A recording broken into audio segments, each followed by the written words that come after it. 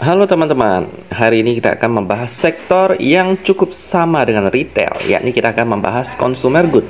Kita ada 5 perusahaan di sini yang di-request oleh teman-teman kita. Ini sudah saya urutkan dari yang pertama sampai yang terakhir. Siapakah yang pertama? Seperti judul video ini, yakni ULTJ. Produsen susu dengan merek Ultra Jaya. Lalu dengan DMND ini juga produsen susu sih, tapi mereknya Diamond. Lalu ada Mior. Ini produsen berbagai jenis produk konsumer sih. Sebut saja ada Energen, lalu ada produk minuman lainnya. Yang paling saya kenal itu ada Kopiko juga. Ini cemilan permen yang kemarin sempat booming. Karena Pak Luhut itu memberikan Kopiko kepada Elon Musk. Lalu setelah itu ada Kino, ini produsen larutan penyegar sih, merek Cap kaki 3. Lalu selanjutnya ada Good. Good ini juga produsen cemilan. Ada Gary, lalu ada produk-produk seperti Coklatos dan lain-lainnya. Semuanya kemungkinan produknya kita kenal sih, karena ini benar-benar consumer good. Kalau kita pergi ke kafe-kafe, kebanyakan produk susu yang mereka pakai itu Diamond. Mungkin itu lebih cocok dengan yang kafe. Dan sekarang kita akan bahas dari yang posisi terakhir dulu ya, yakni adalah Garuda Food Putra Putri Jaya Tbk. Kita lihat dulu profil perusahaan yang satu ini. Ya, adalah salah satu perusahaan makanan dan minuman yang terbesar di Indonesia, berdiri di tahun 90. Kegiatan bisnis Garuda Food telah dirintis sejak 79 oleh pendiri perusahaan melalui PT Tudung Putra Jaya, sebuah perusahaan di Pati, Jawa Tengah yang memasarkan produk kacang yang dikenal sebagai kacang Garuda. Saat ini Garuda Food memproduksi dan memasarkan produk-produk makanan dan minuman dengan 7 merek terkemuka, yakni ada Garuda, Gary, Coklatos, Leo, Clevo, Pro Cheese, dan Top Cheese. Sejumlah produknya mencakup biskuit, kacang, pilus, keripik, confectionery, minuman susu, bubuk coklat, keju, dan mayones. Telah mengekspor produknya ke 20 negara. Lebih dari itu, yang berfokus di negara-negara ASEAN, China, dan India. Ya. Nah, lalu untuk prospeknya bagaimana? Pastinya aman dong, karena produk-produk mereka sudah mendunia. Untuk pemegang sahamnya, kita lihat di sini ya, ada Tudung Putra Putri Jaya Tbk. Memegang sebesar 20%. Kalau kita baca di sini sih aman-aman aja. Selanjutnya kita lihat pemegang saham publiknya sebesar 13%. Ini pemegang sahamnya cukup banyak ya, tapi posisi publik masih aman kok. Selanjutnya kita lihat laporan keuangannya yang udah update sampai kuartal kedua tahun 2022 ya. Saya sudah download PDF-nya juga, jadi kita sandingkan. Kita lihat secara face to face apakah ada perbedaan atau tidak. Biasanya si RT bisnis sih aman-aman aja. Jadi langsung aja kita pindah ke sana. Dan inilah penampakan fundamental daripada Good. Kita lihat dulu dari fundamental net profitnya 180 miliar rupiah. Kita coba cek di PDF-nya untuk mata uang pelaporannya dalam bentuk rupiah. Pembulatan satuan, kita coba cek dulu.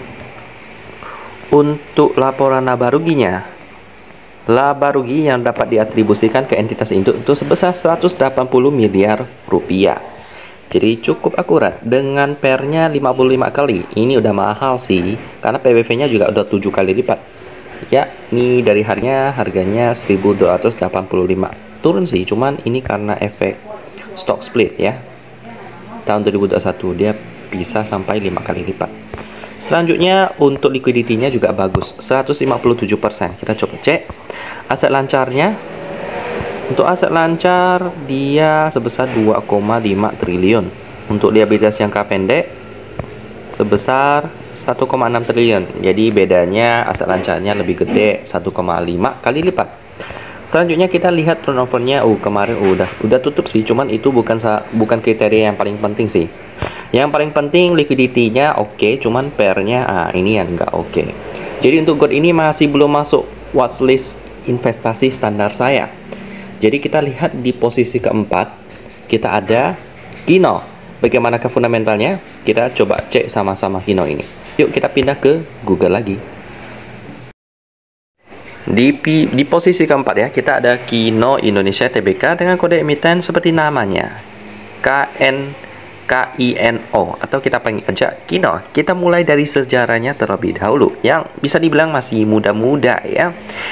Merupakan berawal dari sebuah perusahaan distribusi kecil bernama PT Duta Lestari Sentra Tama yang didirikan pada tahun 91. Memanfaatkan peluang yang ada saat ini, pengembangan usaha dilakukan DLS dengan mendirikan PT Kino Sentra Industrindo, sebuah perusahaan produksi makanan ringan pada tahun 97.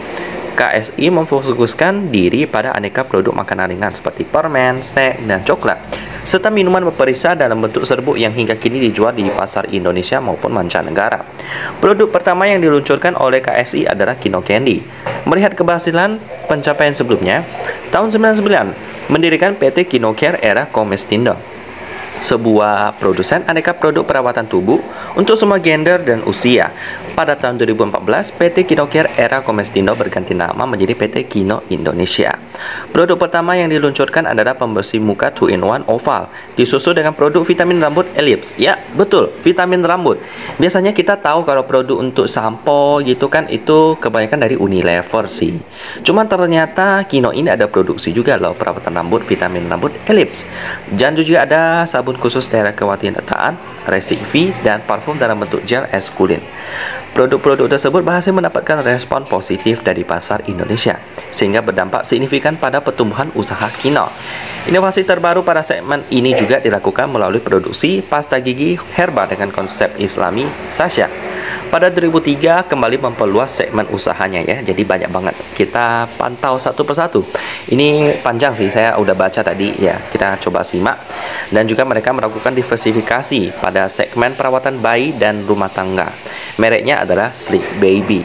Selama 16 tahun, produk Sleep Baby terus berkembang dan diproduksi dalam berbagai jenis perawatan bayi dan rumah tangga melalui produk Sleep Baby Bottle, Nipple, and Accessories Cleanser, Sleep Baby Laundry Detergent, dan Sleep Baby Antibacterial Diaper Cream.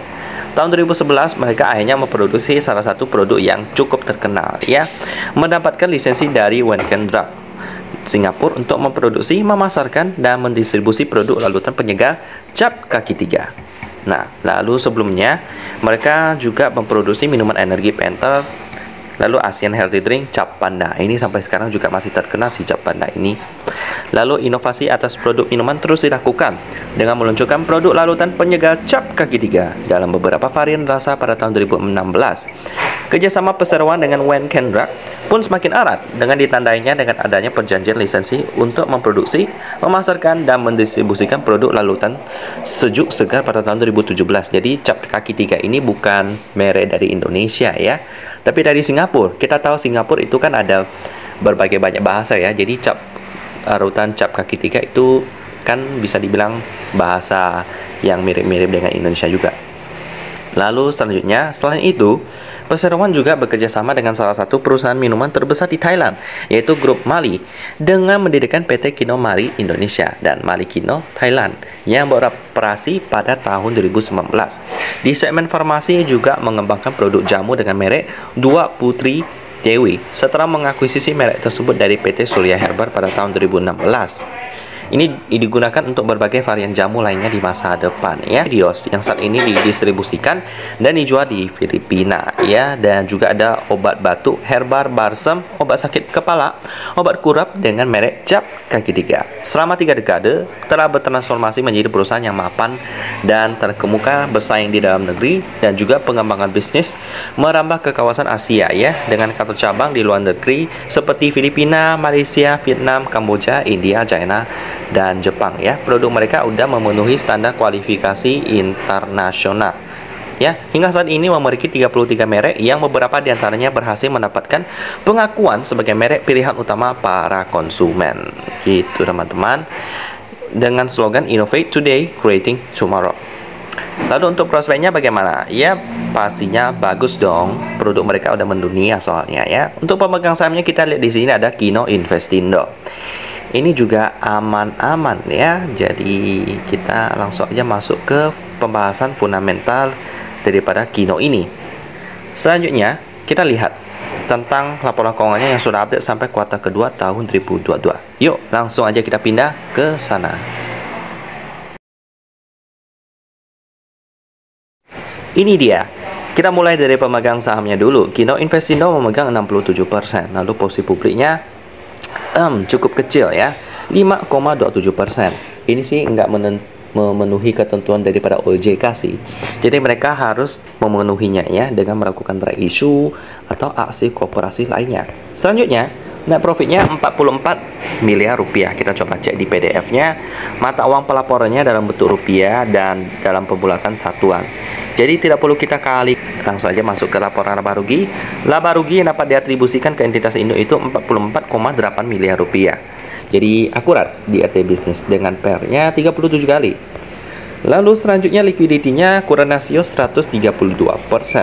Coba kita lihat untuk aset lancarnya sebesar 2,6 triliun, liabilitas jangka pendek 1,9 triliun. Jadi beda tipis sih, tapi masih lebih besar aset lancar.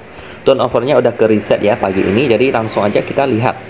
Di bagian ini fundamentalnya PR-nya sih masih 37 ya, jadi masih belum terlalu menarik. Kita langsung aja pindah ke posisi ketiga kita, ada Mior. Lalu bagaimanakah dengan fundamentalnya? Ya, kita coba lihat sama-sama beserta sejarahnya. Yuk, mari kita pindah ke Google. Di posisi ketiga, kita ada Mayora Indah Tbk dengan kode emiten MYOR atau kita panggil aja MYOR. Kita lihat dulu pembahasannya dulu di posisi ketiga kita ini. Dimulai dari sejarahnya. Mayora Indah didirikan pada tahun 77 dengan pabrik pertama berlokasi di Tangerang dengan target market wilayah Jakarta dan sekitarnya. Setelah mampu memenuhi pasar Indonesia, mereka melakukan IPO tahun 90 dengan target market konsumen ASEAN, kemudian menebarkan pangsa pasarnya ke negara-negara di Asia. Saat ini, produk persewaan telah tersebar di 5 benua di dunia. Cakep. Salah satu fast moving consumer goods companies, Mior ini telah membuktikan dirinya sebagai salah satu produsen makanan berkualitas tinggi dan telah mendapatkan banyak penghargaan, diantaranya Top 5 Best Managed Companies in Indonesia dari Asia Money dan Top 100 Exporter Companies in Indonesia dari majalah SWA, Top 100 Public Listed Companies dari majalah Investor Indonesia, Best Manufacturer of Halal Products dari MUI, Best Listed Company dari Berita 1, Indonesian Corporate Secretary Award, Top 5 Good Corporate Governance Issues in Consumer Goods Sector dari Warta Ekonomi, dan banyak lagi penghargaan lainnya ya. Dan itu sejarahnya. Lalu produk-produk mereka ada apa aja? Menarik, enak banget. Untuk biskuit ada merek Roma ya. Ada banyak banget di sini. Wow, sari gandum itu kesukaan saya sih. Yang rasa coklat pastinya. Ada Better juga, Zuber keju, Slay Ore. Lalu untuk produk kembang gula ada Kopiko dan Kiss ya. Dan Tamarin, ini rasa gula asam Jawa sih, Tamarin ini. Yap, sari asam. Selanjutnya wafer, ada Astor dan Beng Beng. Untuk coklat ada Coki Coki. Lalu ada kopi Torabika dan juga ada merek itu Kopiko juga sih. Nah, gitu. Untuk kopi juga ada ya. Lalu untuk makanan kesehatan ada Energen dan Prima Cereal. Jadi produk-produk mereka ini saya sendiri juga sangat kenal ya. Jadi pastinya prospeknya sih bagus sih. Coba kita lihat di sini ya. Menggugah selera. Selanjutnya untuk pemegang saham ada Unita Branindo. Kalau kita baca di sini juga aman-aman aja. Jadi langsung aja kita skip ke bagian fundamentalnya yang saya sudah download. Langsung aja kita pindah ke RT bisnis dan PDF-nya.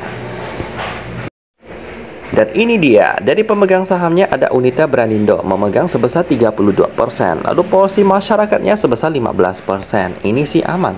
Selanjutnya kita lihat fundamentalnya. Net profitnya 653 miliar rupiah. Wow, cukup gede sih untuk perusahaan yang bergerak di bidang consumer good. Mata uang pelaporannya dalam bentuk rupiah, pembulatan dalam bentuk satuan. Jadi tidak perlu kita kali-kali lagi sih. Langsung aja kita lihat laba rugi yang dapat diatribusikan ke entitas induk 653 miliar rupiah. Yap, akurat. Dengan PER 31 kali. Ini pun masih belum memenuhi standar saya. Selanjutnya untuk liquidity sih bagus ya. 2 kali lipat aset lancarnya. Kita coba cek. Asetnya 15 triliun.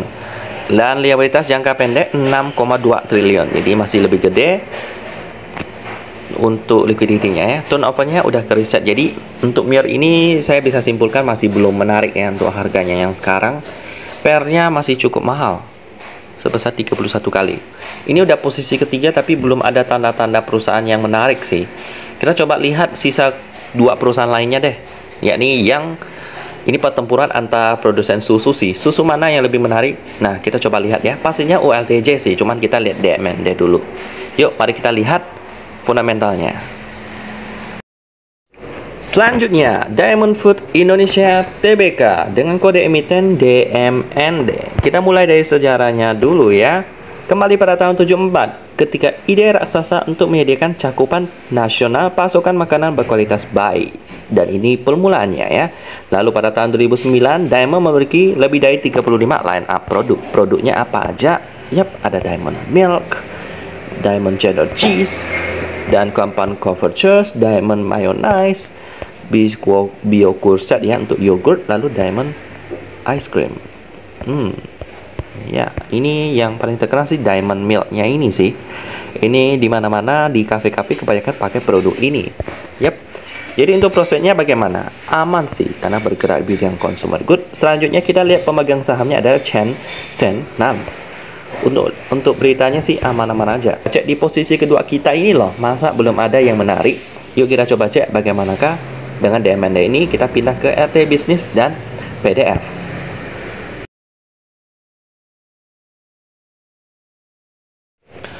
Dan ini dia, pemegang sahamnya Chen Sen Nan sebesar 39%. Porsi masyarakatnya kecil banget, 1% doang ya, kecil sekali. Ini sih harus dilakukan aksi koperasi biar porsi publik bisa lebih gede sih. Untuk net profitnya 87 miliar. Kita coba cek untuk mata uang pelaporannya dalam bentuk rupiah. Pembulatan jutaan. Wow. Jadi perlu kita kalikan 1 juta ya. Kemungkinan 87.000 sih untuk laba rugi. Kita coba lihat. Yap, benar ya. 87.000 kalikan 1 juta berarti 87 miliar rupiah. Untuk valuasi 21 kali. Masih belum ya. Nanti kita coba lihat juara satu kita apakah bisa memenuhi standar saya. Liquidity daripada Diamond juga bagus. Koordinasinya 3 kali lipat. Kita coba lihat aset lancarnya 3,9 triliun. Lalu untuk liabilitas jangka pendek 1 triliun. Jadi hampir 4 kali lipat ya. Bagus. Turnovernya udah ke reset. Jadi untuk DMND ini juga masih belum menarik sih. Baiklah. Sekarang kita coba cek juara satu kita, ULTJ. Apakah bisa memenuhi ekspektasi saya? Sepertinya nggak bisa ya. Tapi langsung aja kita bahas juga ULTJ. Kita pindah ke Google. Ya, di juara pertama kita Ultra Jaya Milk Industry and Trading Co. Tbk dengan kode emiten ULTJ atau kita panggil aja ULTJ. Dan sampai di posisi pertama pun ULTJ ini juga belum memenuhi standar saya sih. Ini listnya dari sektor consumer good, memang valuasinya udah mahal-mahal sih. Karena para pemegang sahamnya udah hold lama ya, jadi nggak mau dijual-jual sehingga harganya juga makin naik. Seperti UNVR juga, yang PER-nya juga luar biasa ya. Tapi karena nggak dimention, saya nggak bahas UNVR. Jadi kita bahas aja ULTJ untuk hari ini. Kita mulai dari sedikit profilnya ya. Pelopor produsen susu cair segar, minuman ringan, dan juga beberapa minuman kesehatan yang diproduksi dengan UHT teknologi ya, ultra high temperature, dan dikemas secara aseptik. Kami pun memproduksi dengan menggunakan bahan baku terbaik dan berkualitas tinggi dari alam yang diproses dengan teknologi termodern di Asia, serta didukung dengan lingkungan higienis. Kesemuanya kami persembahkan dua demi kebaikan keluarga Indonesia ya. Dan unggulan mereka Ultra Milk yang kita bisa lihat di sini ya, ada UJ. Kalau ada tanda UJ itu pasti produk mereka. Seperti yang sari kaca. Baik. Jadi untuk prospeknya bagaimana? Aman ya. Ada teh kotak juga di sini ya. Ada minuman-minuman, pokoknya yang ada tanda UJ deh. Itu adalah produk daripada mereka. Ya, prospeknya sih aman. Selanjutnya kita lihat pemegang sahamnya dulu. Pemegang saham ada Sabana Prawira Wijaya. Kalau kita lihat di sini sih aman-aman aja ya. Jadi langsung aja kita pindah ke fundamentalnya yang saya sudah download. Ini udah update, bagus banget. Sampai ke kuartal kedua tahun 2022. Langsung aja kita pindah ke juara pertama kita, ULTJ. Kita masuk ke RT Business dan PDF. Ya, ini dia. Sabana Prawira Wijaya memegang 44%. Porsi masyarakatnya 24%. Ini masih aman. Langsung aja kita lihat net profitnya 608 miliar rupiah. Untuk mata uang pelaporannya dalam bentuk rupiah dan pembulatan jutaan. Jadi perlu kita kalikan 1 juta. Untuk laporan laba rugi dapat diatribusikan ke entitas induk itu, kita pindah ke bawah, 608 miliar rupiah. Dengan valuasi pernya 14 kali. Nah, ini masih belum memenuhi ekspektasi saya sih.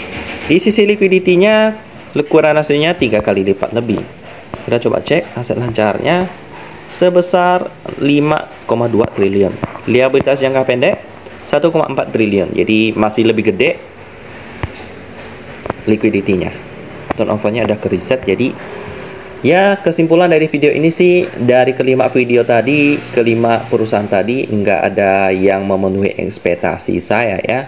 Jadi kalau teman-teman yang request ini sih, kalau mau cari referensi, kita coba cek ya di watchlist saya yang bergerak di bidang consumer good ya. Paling itu sih produsen makanan apa ya? PMMP ini produsen itu ya, udang yang juga ada dimasuki oleh Kaesang. Ini lebih menarik sih, dari pairnya, liquidity-nya, pemegang saham, turnover juga oke sih. Pairnya 4,36. Ini menarik sih. Laporan keuangannya masih belum update sih, cuman kita udah bisa patokan di kuartal pertama ini udah oke banget. Jadi itu aja referensinya ya teman-teman. Nggak terlalu banyak yang masuk consumer good di sini sih. Ya untuk makanan ya, bukannya untuk retail, penjualan baju, kain, dan lain-lain. Jadi gitu aja sih untuk pembahasan hari ini ya. Udah ada referensinya. Semoga dapat membantu teman-teman dalam memilih saham yang baik. Gitu aja saya tutup. Dan kita ketemu lagi di video selanjutnya.